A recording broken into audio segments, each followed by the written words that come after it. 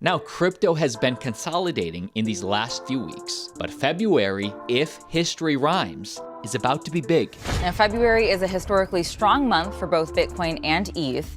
Bitcoin has finished 9 of the last 11 Februaries in the green, and ETH, which hasn't been around for as long, has finished higher in 6 of the last 7. So February has a median gain for Bitcoin of around 12.2%. In fact, only in 2014 and COVID 2020 did we see a down month in February, not to mention Ethereum.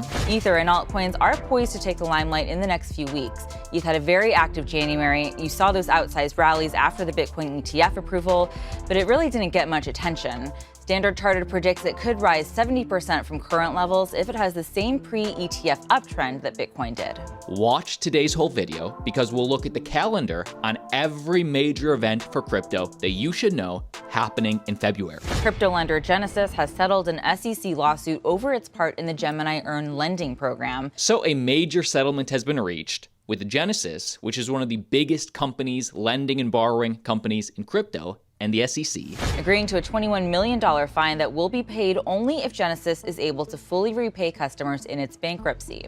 They're paying the SEC $21 million, which they slap on the wrist. And with FTX selling assets in their bankruptcy, and Genesis selling assets, crypto assets, through their bankruptcy, this is a beginning to an end of the sell pressure. Now, Binance has also frozen some selling pressure. Binance froze more than $4 million worth of Ripple's XRP tokens from the hack on a Ripple co-founder's wallet. That's according to this X post yesterday from the crypto exchange's CEO, Richard Tang, where he noted that the exploit was flagged to exchanges. Tang went on to write that Binance will continue to support Ripple in their investigations and their efforts to retrieve back the funds, including closely monitoring the majority of funds still in the exploiters' external wallets in case they deposit to Binance. We told you on Wednesday that the tokens were stolen from a wallet belonging to Ripple's executive chairman, Chris Larsen, who said that there had been a breach to his personal XRP accounts, but not of Ripple itself. Now looking at the calendar for some altcoin news.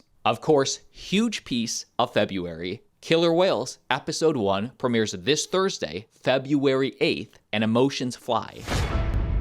Why should the 5 of us believe that this business is going to be successful? Killer Whales is a younger version of Shark Tank. I'm going to be able to tell you right away if this is good or not. Mixed with America's Got Talent. I'm going to swim with that. Thank you. With a little bit of UFC. And I also would be willing to pay you to headbutt Mario when this is over. Now, obviously, I'm a producer on this and one of the judges on this, so I'm biased. But let me just share with you 60 more seconds of me, my brother, the creator, giving you some behind the scenes, and then you tell me what you think down below. So I've been a producer and director in the TV industry now for something like 15 years.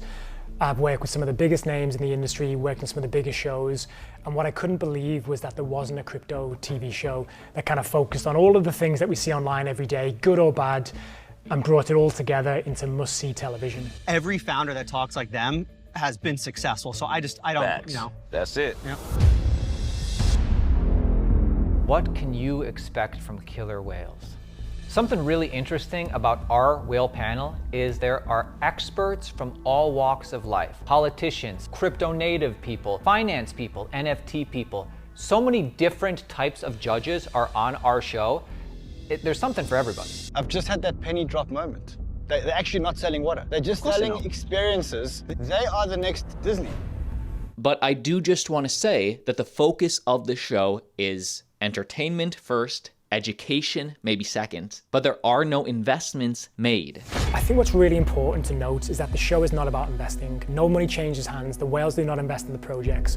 Instead, it's about shining a light on some of the projects that potentially have been overlooked by the industry and giving them a chance in the spotlight, and have the killer whales ask them the hard-hitting questions. Why should I think this is going to succeed? I think you're too nice in a cutthroat industry. I do agree with Mario just a little bit. You need to be more aggressive. What I want people to take away is that crypto isn't just about the technology, it's about the people. What's your passion? So this premieres on Hello TV's streaming service starting this week, but then full mainstream release in March next month. Now, next piece of news, as written up on Cointelegraph, also a project I'm invested in, Omnichain operating system root protocol ready for token launch. This is meant to unify all the different chains and dApps in crypto, and I love this little explanation I saw on DataDash. Root protocol, which aims to serve as the core portal or operating system to manage all of your Web3 related activities, no matter the account or chain or network or the type of decentralized application you're trying to use. A central place where you can manage all your assets and activities across various networks in this multi-chain world that crypto has become. So as written up, Root Protocol is not just another Web3 project.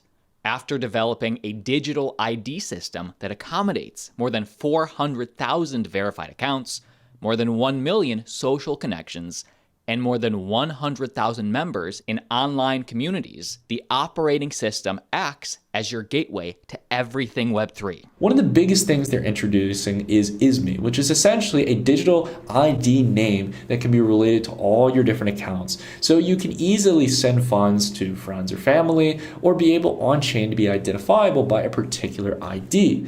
This allows you to essentially have an umbrella account or label for all of your different wallets and all your different activity. So they have already successfully integrated with Layer 0 and Celestia to achieve full omni-chain interoperability. And again, the goal is to unite. They want to aggregate your digital identity, virtual accounts, social graphs, and crypto demands into one protocol. And this is built with the developer in mind. And they also have their own built SDK that allows people to be able to integrate seamlessly with the Omni protocol or the Root Omni protocol, which allows you to essentially be able to interact with its full technical capabilities. So always cool to see the building happening in this space. And speaking of that, this is epic. You're not bullish enough on Chainlink. And this is simply a tweet from Chainlink saying assets evolved. So this is essentially just showing that everything will be tokenized. Digital identity, ownership, everything will be tokenized. And the Chainlink network can be that connector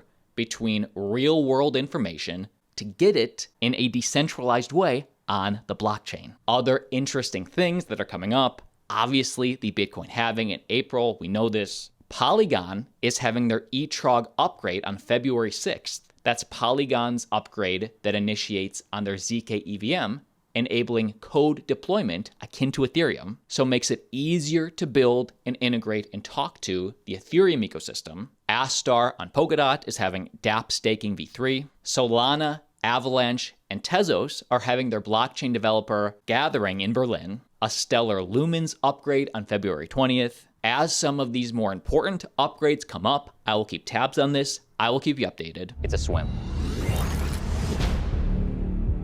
And of course, click subscribe. We drop one video per day, keeping you informed.